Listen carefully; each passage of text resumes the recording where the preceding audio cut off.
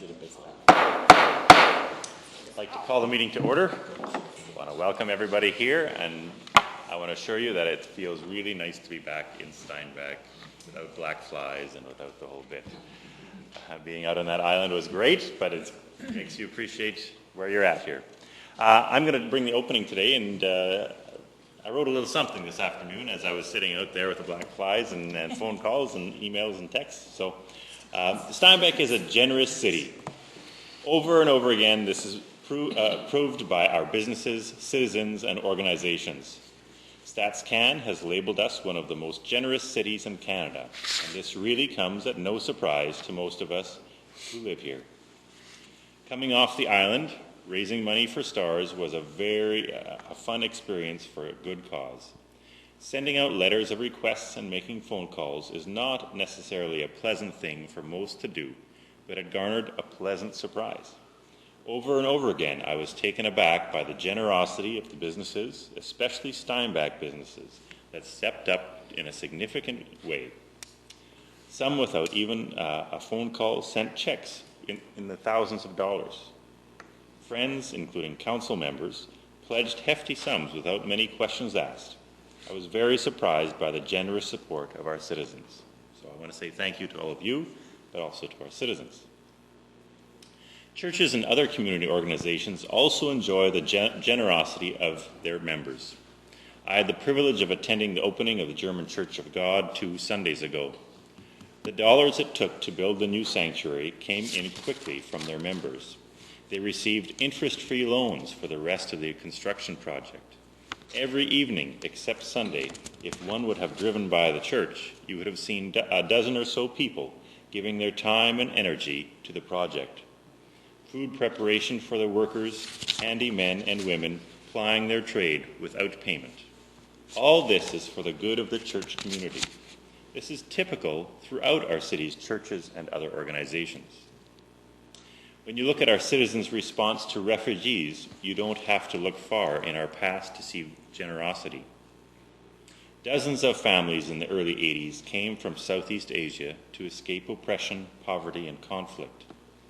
Steinbach's churches and individuals stepped up and embraced these families. Now, for example, my pharmacist, my doctor, and a number of business owners that I do business with are made up of these specific people who are fortunate enough to land in our generous city. Now, too, we have an opportunity with refugees who are in need, and we now have many individuals and churches stepping up and asking how they can help.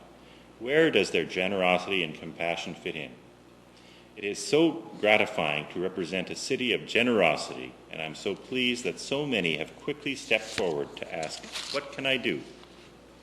This is before promoting from us as leaders. This is before government agencies put out a plea. This is before church leaders ask their congregations to fill a need. Steinbach residents are quick to be generous. Let's continue to encourage generosity in our city, especially now with the refugee crisis made so keen in our minds through the tragic photo of the last week or so. People can take action through many organizations so well equipped to deal with refugees. We have experience as a city with refugees, and so many Mennonites are descendants of refugees. Steinbach churches have done this before. Many citizens have adopted a newcomer family, many times for a lifetime. We have the tools, we have the knowledge, we have the means to help, and we have a generosity built into our DNA. I look forward to seeing our city's citizens and organizations take strong action to help in this crisis, and we will welcome these people in need with open arms, as we have demonstrated over and over again. So thank you for being part of a generous city. I look forward to seeing that generosity in many facets throughout our city. We now have the agenda in front of us. And can I have a motion for the agenda, please? Councillor Spijkstra? Councillor Fair? Any discussion? Call for the question. All those in favour? Minutes of September 1st, regular council meeting. Those are on your page 1. Page 3. Can I have a motion to accept the minutes, please? Councillor Funk, second by Councillor Siemens. Any discussion? Call for the question. All those in favor? Carried. Is there no business arising from the minutes? We have no public hearings. There's no scheduled delegations. We have reports and recommendations from the city manager.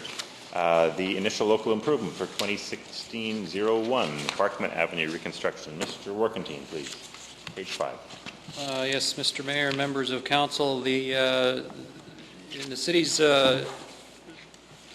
draft long-term capital plan, there is a proposed project scheduled for 2016 that would include the reconstruction of a number of blocks of Barkman Avenue between Henry Street and Main Street. Normally, when projects such as this one are funded via a local improvement issue, the standard initiating process is a request for a resolution of council in order that the project may get underway as far as the organization, preparation of the local improvement plan, and also scheduling of the required documentation and public hearing. And that recommendation is being made to council to authorize that this project be proceeded with as a local improvement for 2016. Thank you. Any questions of council? I have just a couple questions, Mr. Workentine. First of all, this is, just to confirm, this is part of our underground infrastructure renewal program that has been ongoing? That's correct. This has been on the long-term capital plan as a renewal project for many years. Thank you. How does this relate to the reconstruction of the extension of Elmdale from Barkman to Breaker? This project, while it is separate, it is going to be, or at least the plan is that it be integrated with the next phase of the Elmdale Street reconstruction from the existing point just south of the Steinbach Curling Club up into the end of Elmdale Street where it terminates at K.R. Barkman Park. That particular project right now would be scheduled for 2017. 1 year hence. That's right. All right. One final question, and that is that we did receive funding from the small communities component of the federal and provincial government, specifically for this. Is that correct? And also the next phase, or can you define that? The application that the City of Steinbach submitted to the federal government under that program was actually part of a five-year or five-phase program. With the new round of funding that was announced this spring, the federal government approved the City of Steinbach for an additional 2 phases. The expectation is that phase 2, or I should say phase 1 of this new round, would be applied to the Barkman Avenue project, and the next phase of funding would be applied to the 2017 Elmdale Street portion of the project. Any other questions? I do have one more question, and that is, would there not be an advantage to doing both, since we're getting funding from the other 2 levels of government, we have partnerships there, wouldn't it be a possibility to advance the 2017 into the 2016 to minimize the years of mess that people along those streets have to deal with? While that is a possibility, the city also has to look after its overall funding package for the 2016 and 2017 capital programs.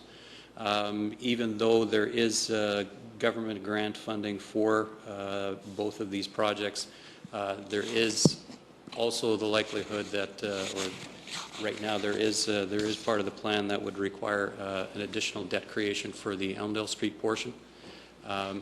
Based on the overall debt impacts that would result from these projects, it, at least at this point, wasn't felt that there would be sufficient capacity within the city's borrowing limits to be able to complete both projects in 1 year. Councillor Fair.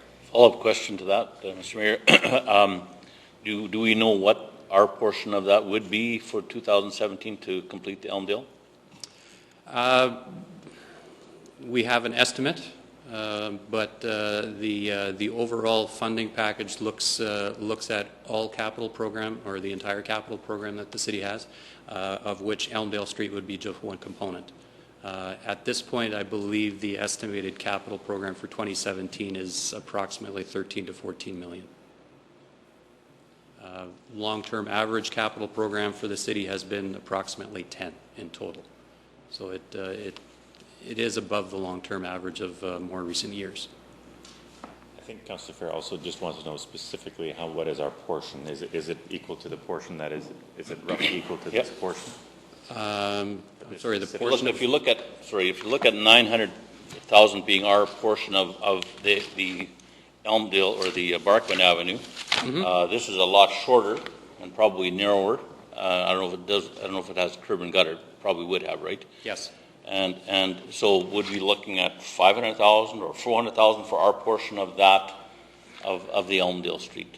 I don't have that information at my fingertips, and I can't recall the estimated amount of what that would be. But the overall scope of Elmdale, there is also part of the existing two legs of Elmdale Street. If you look at the configuration, the next block of Elmdale has actually got full services on both sides. So part of the reconstruction work would also require that some of those servicing that is currently on both sides be decommissioned and replaced on the one side. So that does have some unique servicing challenges when two roadways are being converted into one. And it does have some remedial costs in there too. So I'm not sure if it's exactly a proportional 60% or whatever number is there relative to Barkman Avenue. But I could find out that information and be able to provide that to council if that's what you're looking for.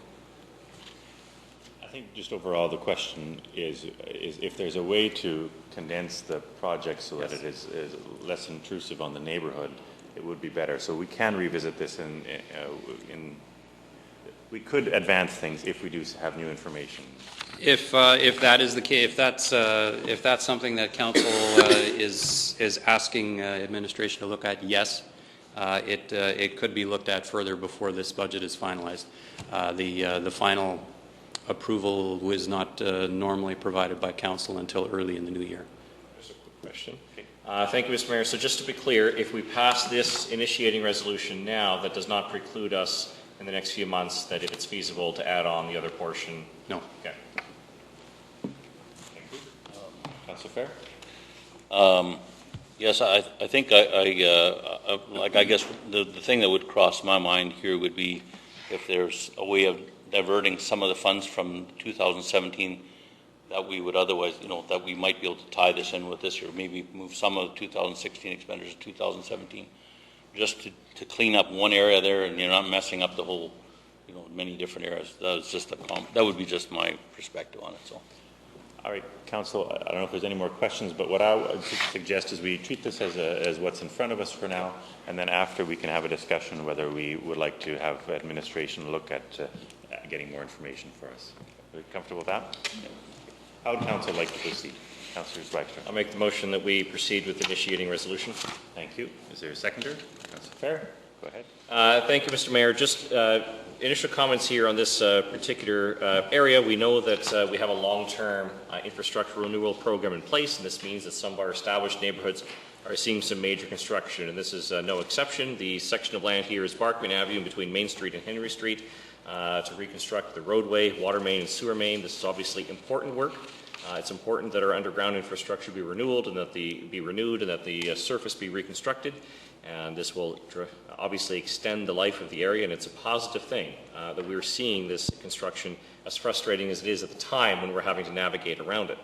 A very positive thing about this is that we are getting significant funds from other levels of government towards this. The amount that the city would need to borrow is a maximum of $900,000. It's noted that we have $840,000 from the Building Canada Fund grant, and as is also noted, an expected $400,000 from the Municipal Road Improvement Fund program, where the province pays for a portion of these types of projects. And so if that all falls into place, that's about 60% of the funding coming from other levels of government, which is positive. That means that we are getting support. I also happen to agree with the question raised about if there's a way to compress some of the construction to minimize the impact on the area, that would be wise to do so. We know, of course, that initiating this does not prevent us from doing that, so it's important that we get this process ahead so that way we can apply for the funding. But I do agree with the points raised about looking at whether it's possible to compress the timeline. Thank you. Councillor Fair. Yes, Mr. Mayor, I concur with that. I think that when we compare our streets to some other streets that we drive around, and I think I'm happy to say that Steinbeck is my home, and that our streets are in relatively good condition compared to many other places that I've visited, and so these things all come at a cost, and so it's good to see that we're staying on top of that. Thank you. Further comments or questions? Anything in closing? No. Council, this is an important project. This is an important program. Our underground infrastructure, we want to stay on top of issues rather than being reactive. We're proactive. This is a good program, and this is a good project that fits in well. The other aspect of this, which is very positive, is that we have partnerships with both levels of government. And this is how to get things done, and it makes it more affordable for us as a city, and it makes us able to do more and make sure that we continue to keep our infrastructure in check. So I think we want to say thank you to the other levels of government for being partners. It's a positive thing for us as a city, and it's positive for them. I'll leave it at that for now. Call for the question. All those in favor? Carried. Now, Council, would you like to instruct administration to look at possibly combining 2 years, seeing what the possibilities are, bringing back some options? Yeah, consensus? Okay, thank you.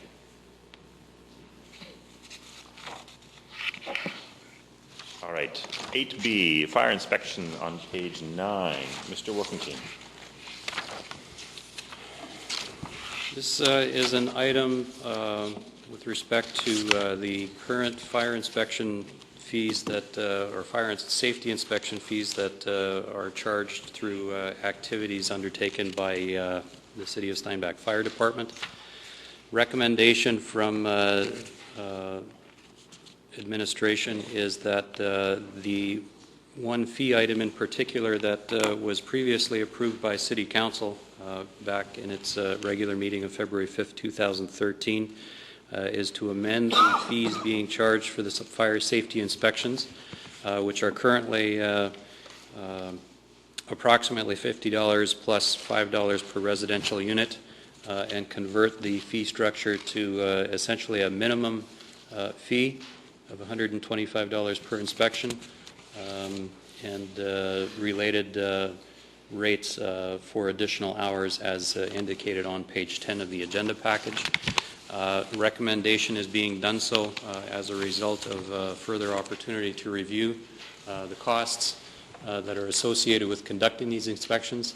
The intent has always been with this rate to recover the costs of performing the inspections, and it's recommended that this rate change be made so that the city can continue to recover those costs that are being incurred for those services. Thank you. Questions from council?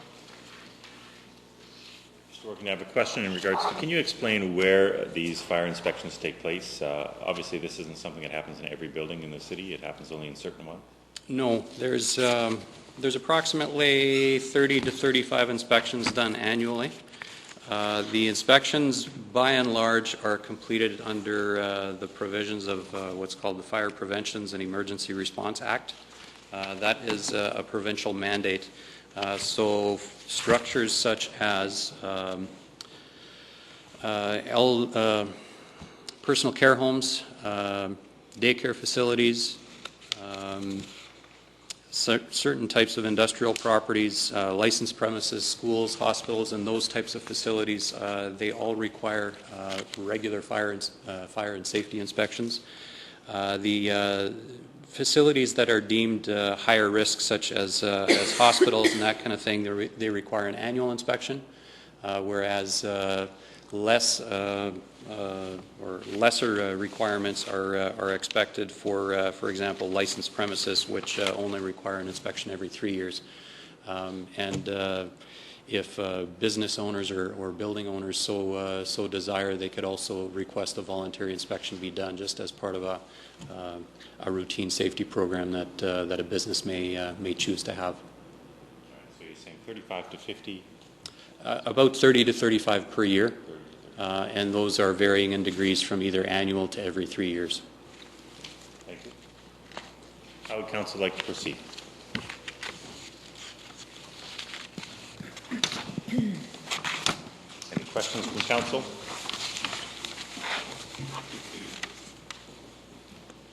Any action council wishes to take? Does no one want to be the one raising fees? Is that what I'm hearing? We're talking about just a few inspections, and we're talking about covering costs here, my friends.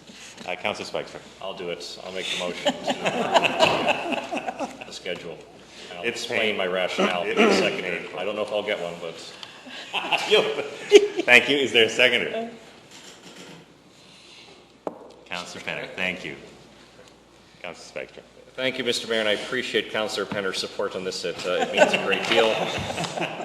And I think the rationale is pretty straightforward. When we have fees, the purpose behind them is to recover the costs that's associated with providing the specific service. That is the rationale behind the fees that we set forward. So whatever the type of fee is, the goal isn't to make lots of money with it. The goal is to ensure that we have the resources necessary to provide the service. This is an example of the service we provide. It's an important service, and I don't have a problem with making sure that the amount that we're recovering covers what it actually costs to provide the fire safety inspection. So hence, it's an appropriate change. Thank you. Councillor Penner, I'm sure you have lots of comments. I think it's all been covered. Other councillors? Councillor Funk, thank you. Well, I'm going to throw Councillor Swagstra a bone here and agree with him and support the motion also. It's a user fee. And you know what? User fees are there for a reason, and they have to cover their costs. And so it'll be a beef bone. A nice big leg bone. But anyway, no, we want to, where was I? Yes, we want to make sure that our user fees are covering their costs. And this is becoming a zoo, but I'll just shut up now. Thank you. Any other comments? Anything in closing? I just want to make sure the minutes are showing Councillor Susan Penner. I'm just making sure we don't have them mixed up. I just want to make sure we know who seconded it. So. Not Carrie Penner, Susan Penner. Just want to make sure that we've got it all. When the boat is sinking, you keep everyone in.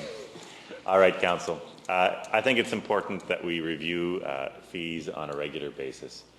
And it's important that we recover costs as best as possible where reasonable. I think this is reasonable. I think we should proceed. Call for the question. All those in favour?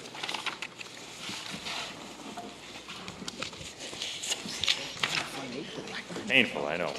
9A, the accounts payable in the back of the book. Councillor Penner, thank you. Councillor Seaman seconds that. Thank you. Any discussion? Any questions on accounts payable? Call for the question. All those in favour? Carried. We have page 14. We have the permits. We had another $1.3 million worth of permits in August. Can I have a motion to accept, please? Councillor Penner, second by Councillor Funk. Any discussion? Call for the question. All those in favour? Carried. We have excavator licenses on page 15, and there's a motion on that page. Councillor Fair, second by Councillor Penner. Any discussion? Call for the question. All those in favour? Carried. Any questions of council?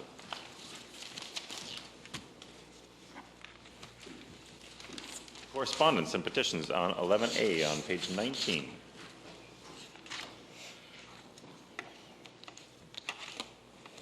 Any comments or questions? Councillor Spike. Thank you, Mr. Mayor. I appreciate the written letter from the AMM president, and maybe at some point he will come in person and explain these things to us, but appreciate the letter. I do want to comment just briefly on these changes here. I'm pleased that the province has seen a tiny bit of the light on the pesticide ban, that we can now use pesticides on the roadsides and in center boulevards and such. It's a very small change. It's one that's good. It would be much better if they revoked the pesticide ban entirely. I think a lot of us saw a lot more yellow this summer than before, so perhaps the the party wants to change its official color from orange to yellow, just to symbolize that change.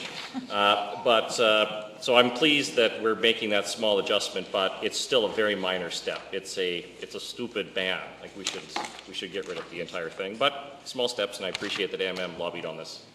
Thank you. Further discussion?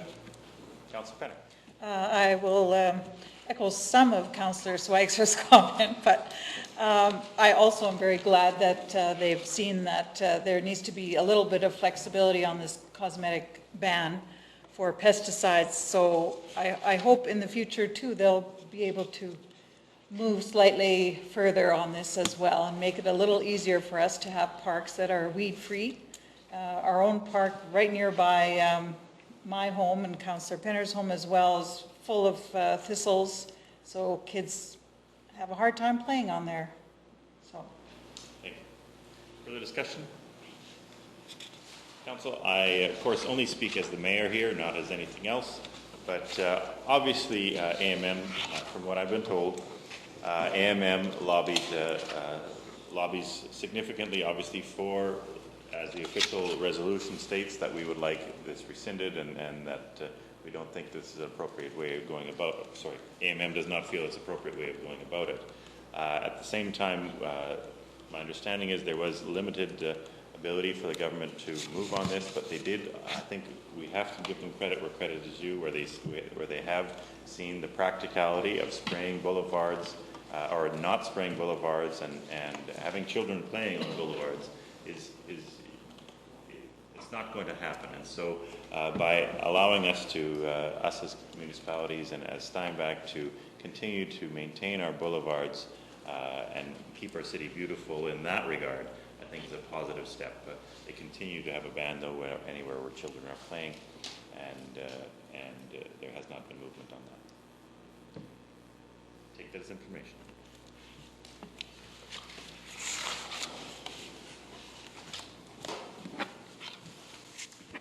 There's no other business? Sorry, could I add something to other business?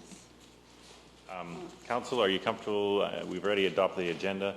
Are you comfortable allowing Councillor Penner add something to other business? Yes. Consensus? Yep. Okay, I just wanted to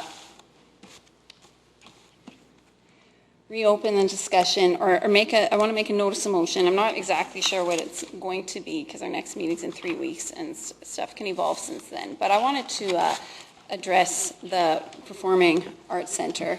I've been getting a lot of feedback in the last, I guess, since we passed the motion. And so I've taken some time and I've put together, I guess, some comments. And then I guess we can discuss it in 3 weeks or maybe some comments after I share my thoughts. But if you'll allow me. The normal procedure is that we get notice of motion and then it's discussed at that time. Actually, Mr. Workendine, can you clarify how notice of motion works, please? I believe the notice of motion is just to introduce the topic, and then the matter actually is debated at the subsequent council meeting. So as long as the gist of the topic is disclosed, that provides the sufficient notice of motion. Yeah, then it gives time for people to prepare comments as opposed to me just springing it on you. So I just prepared some comments. You have a written... Yeah, I do. For everybody. Well, I have, like I say, it's not, I'm not sure if this is exactly what it's going to look like. It'll be, we can photocopy this. Because notice of motion has to officially be done through paper to everybody, and won't we, you can just... Well, then I won't do a notice of motion, I'll just read my comments. Is that, you're comfortable with that? Sure, that's fine. Okay, so this past July, the Mayor and Council voted to make a new Performing Arts Centre the first phase of recreation upgrades. With anticipated costs of $15 to $20 million, this is not a project I could support, even though I'm a big fan of our local arts community. Given the challenging economic and political environment we are in right now, it will be difficult to raise the necessary funds for the Performing Arts Centre. And even if all the money comes in to begin this project, is this really where we should be putting so much of taxpayer money? In addition, the proposed Performing Arts Centre will not even have space for the day-to-day operations of the Steinbach Arts Council, which is a more pressing issue than finding performing space. So I wanted to present a common sense alternative for Council to at least consider. The alternative would be to focus on a new space for the Steinbach Arts Council instead of a performing arts center. A new programming space for the Steinbach Arts Council would benefit the arts community on a day-to-day basis, not just a handful of times throughout the year. It would be affordable and it would provide them with a much-needed upgrade from the facility they are currently using. For example, if we bought a space like the old Credit Union building on Main Street, the cost would likely be in the neighborhood of $3 million plus renovations. The city could keep the same conditions as it proposed for the Performing Arts Center, paying up to 50% of the costs, with the remaining being raised through other sources. We could also sell the existing Steinbach Arts facility, which would provide some additional revenue. This is a common sense alternative to spending $15 to $20 million on a new performing arts facility. And due to the large size of the old SCU building, perhaps it could be a shared space for the Arts Council and city offices, as the city's planning an expansion anyway. This would further bring down the costs for the Arts Council and for the city expansion. If we take this approach, it would also allow us to consider a modest soccer facility in the not-too-distant future. This allows us to accommodate more than one user group in a way that is affordable. Steinbach was built on faith, hard work, and careful financial management. A $15 to $20 million performing arts center would represent a massive shift from the traditional values this community was built on. By focusing on upgrading the Steinbach Arts Council programming space, we'll be making an affordable decision that will provide significant benefit to the Arts Council at a modest cost, and this is good for the taxpayer and good for the arts community. So I would just like council over the next 3 weeks to consider this option and talk to people and see if this is something, if this is a direction we could potentially move in. Thank you, Councillor Penner. It sounds like you've talked extensively with the Arts Council and found out their priorities as well. Any other business? Seeing none, I'll call the motion to adjourn, please. Councillor Baer, second by Councillor Siemens. All those in favor? Carried.